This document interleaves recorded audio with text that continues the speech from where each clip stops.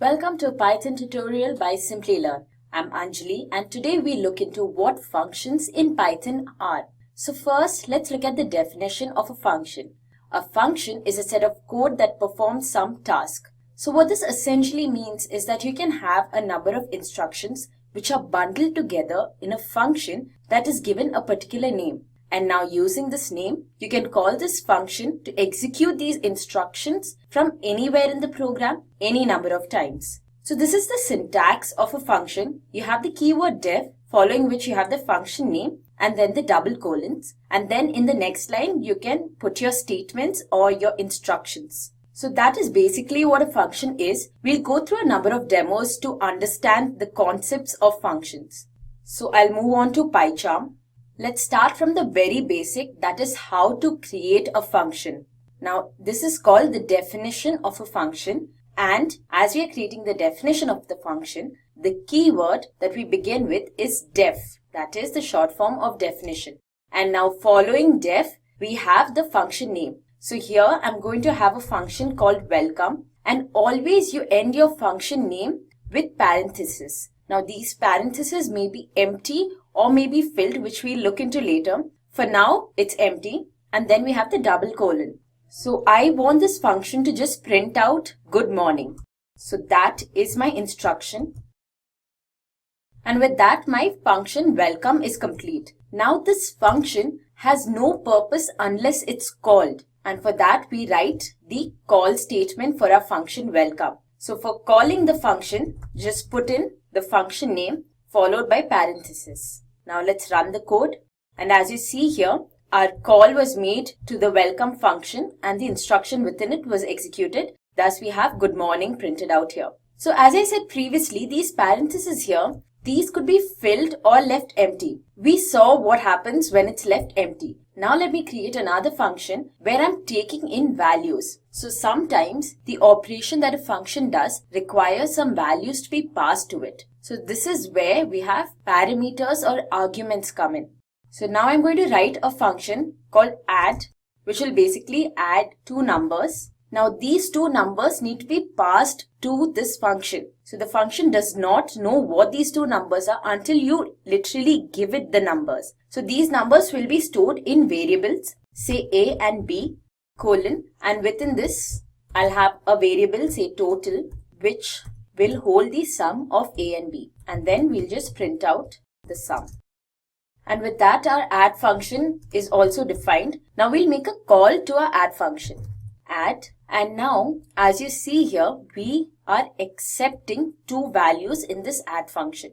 That means we also need to pass two values to this add function. Now suppose I want to add the numbers 10 and 20. I can go ahead and just put the numbers 10 and 20 here. Or I can have two variables, say x, which is equal to 2, and y, which is equal to 3. And then to add, I can just pass x and y. Either of these methods work fine. Now I'll run the program. So as you see here, the add function is called twice. This is our first call to the add function where we pass 10 and 20. So A holds 10 and B holds 20. So the total of this is 30, which is printed out. The sum is 30. Now after this, we have another call to our add function where we are passing x and y, x holding 2 and y holding 3. So over here, when we pass x, we are essentially passing 2, and when we pass y, we are passing 3. Now this 2 and 3 get stored in A and B respectively, and our total is again printed 2 plus 3, which is 5. Now this is one of the main advantages of using function. If I had to write this code total equal to AB twice to add two numbers, that would be a little lengthier procedure than having a function and just making a single line call to the function every time I want to add two numbers. Now as you notice, the values that we are passing to a function are very position dependent. That is, since I'm passing 10 first, 10 goes into my first variable A, and 20, which I'm passing second, goes into my second variable B. Now just to make sure that this is how it works, let me print out the value of A and B separately. So now let me run my program. And as you see here, since 10 was passed first, it's stored in A, and 20, which was passed second, is stored in B. Same here, 2, which was passed first, stored in A, and 3 stored in B. Now what if I don't know whether the function accepts a first or b first? Now in this particular case it does not matter because 10 plus 20 or 20 plus 10 still gives 30. But we still want to ensure that 10 does go into a and 20 does go into b. So let's say our function accepts b and then a. Now we want 10 to go into a, but we don't know that a is the second or the first argument that's accepted in the function. So this is where we have keyword arguments. So with keyword argument, what happens is that since you want 10 to go into a, you can specify here a equal to 10. And you want 20 to go into b, so specify b equal to 20. Now let's run this program. So as you see here, although the function accepts b first and then a, and we passed a first and then b, still the values that are held are correct because we said a should be 10. So 10 went into a and we specify that b should be 20, so 20 went into b. So here we are making our values that we are passing independent of the position of the arguments. So far we passed exactly the number of variables or values that the function is expecting. Now what if, although this function add is expecting 2 values, we only pass 1? I'll just remove this part here and I only pass 10. I run the program and there's an error. Now we don't want this error to happen. So even if we are passing an unknown number of variables, that is we don't know how many variables the function takes, we are just passing values. I want that something happens. It does not result in an error. So in this case what I can do is I can give all the values that I'm accepting a default value. Make this back to a comma b. So if the value a is not passed, its default value should be 0. If value b is not passed, the default value should be 0 again. So this is how I set my default values. Now let me run the program. So now as you see, although we only passed 10, it does not result in an error because the first value went into our first argument, a holds 10. And since b has a default value, it's 0 and the sum is 10. Now what if the one who's writing the program does not know how many inputs the user could give, or the user could give variable number of inputs to the function. Now suppose I want this function add to be able to find the sum of 2 numbers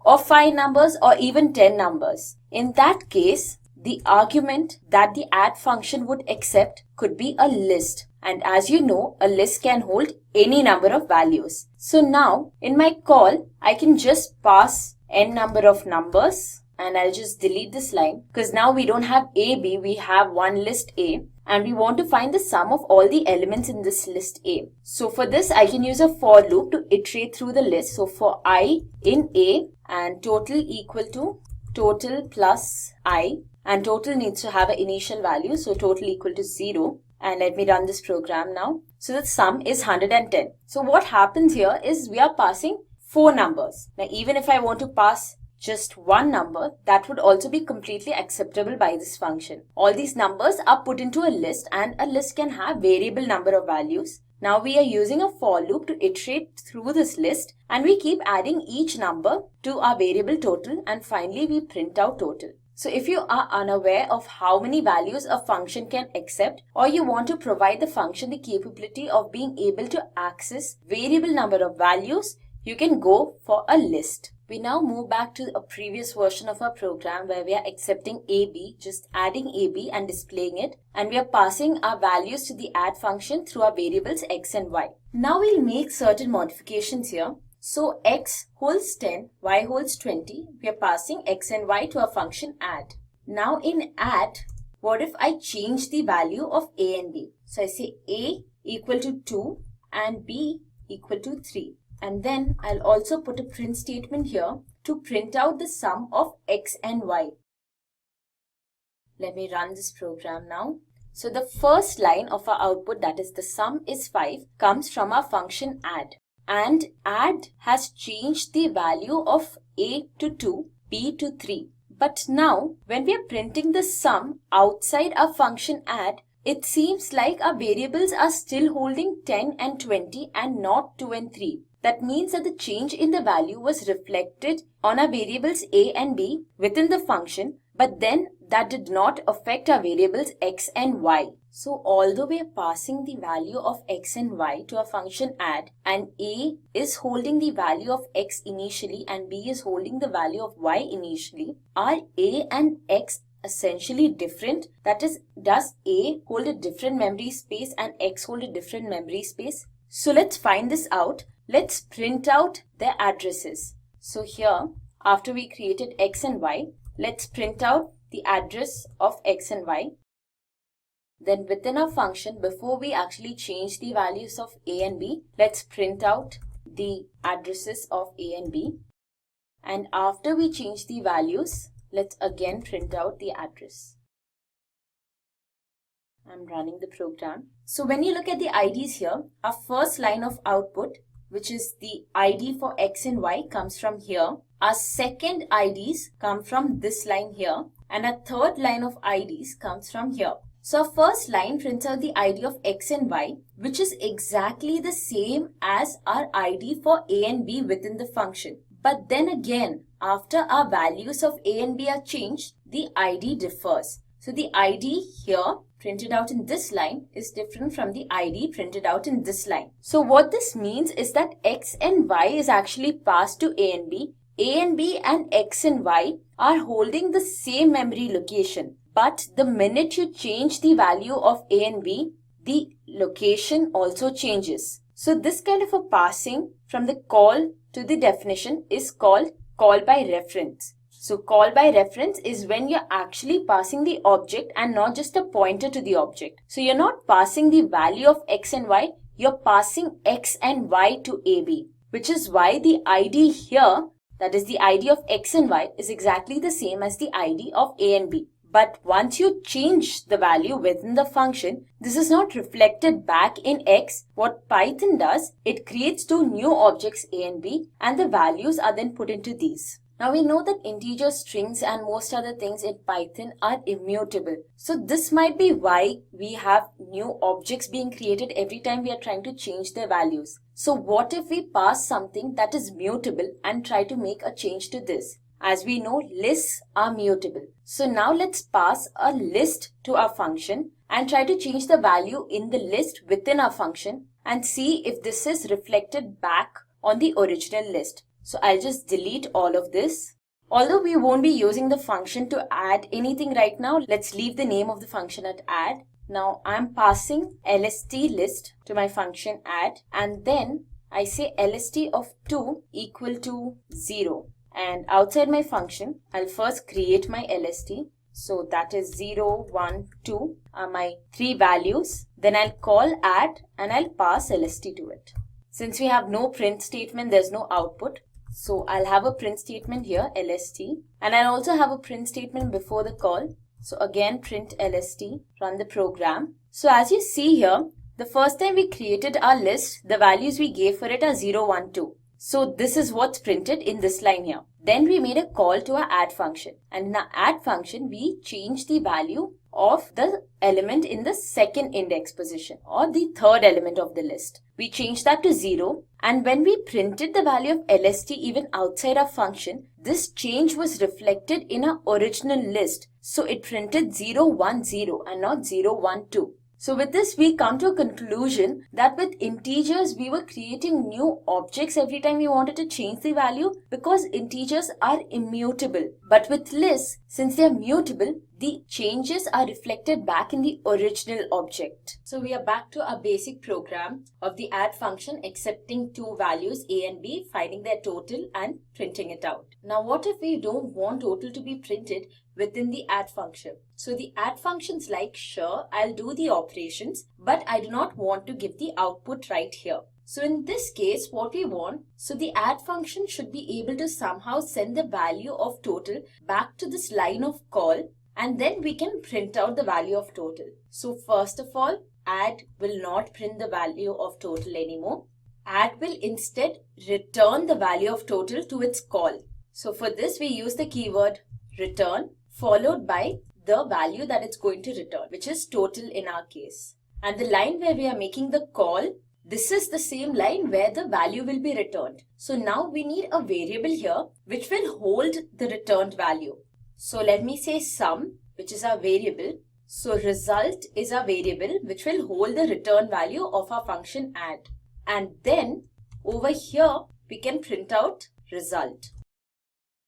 Let's run this code and that worked perfectly fine. So I'll explain this flow once again. Execution starts from this line here. The result equal to add 10, 20. First add of 10, 20 is called. So the add function is called A holds 10, B holds 20 and the total is calculated. Then this function returns this value total to the calling line. So this is our call line and we have a variable here result which will hold the returned value. Then we use this variable, we just print out the value. And we come to our last topic for this tutorial, which is lambda functions. Now lambda functions are also a type of function, but this is an anonymous function with just one expression. So if you have a function which is executing only one line of code, you can implement lambda functions. And the syntax for the lambda function is lambda, the keyword, followed by the arguments that you're going to pass to this lambda function, double colon, and that one expression that this lambda function will be executing. Also, whatever is the value or the outcome of this expression is automatically returned. So now let's code a lambda function. So I'll call my lambda function as fun. This is the name of my function. So name equal to, and then the syntax of the lambda function, that is lambda, the keyword, followed by the argument. So I'll use this lambda function to just add two numbers. So lambda and the arguments that I'll be passing are a comma b, double colons, and that one expression which is a plus b. Now I can make a call to this function where I'll be passing my two values a and b, say 10, 20, and I want this value to be printed. So I can say print of fun of 10, 20. Run the line of code, run the program. And as you see, our result is 30. So what happened here is I first defined my lambda function, lambda, followed by the two arguments that I'll be passing to this lambda function, a and b, and the expression, that is basically the operation that will be performed by this function. And this entire line is given a name because at the end of the day, it's a function. Functions always have a name. So that is fun. And then over here, within the print method itself, I called the function, the lambda function fun, passing 10 and 20. And we got our output. So with this, we come to an end on what functions in Python are. If you have any doubts, please post them in the comment section below. We'll definitely get back to you. If you like this video, please hit the like button. Also subscribe to our channel as we have a lot more great videos coming up. So stay tuned and see you all next time. Hi there, if you like this video, subscribe to the Simplilearn YouTube channel and click here to watch similar videos. To nerd up and get certified, click here.